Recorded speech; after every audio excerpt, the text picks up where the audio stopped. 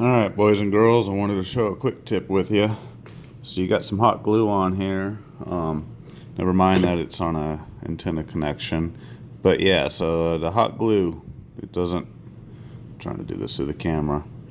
The hot glue doesn't want to come off there very easy, does it? But I want the hot glue off.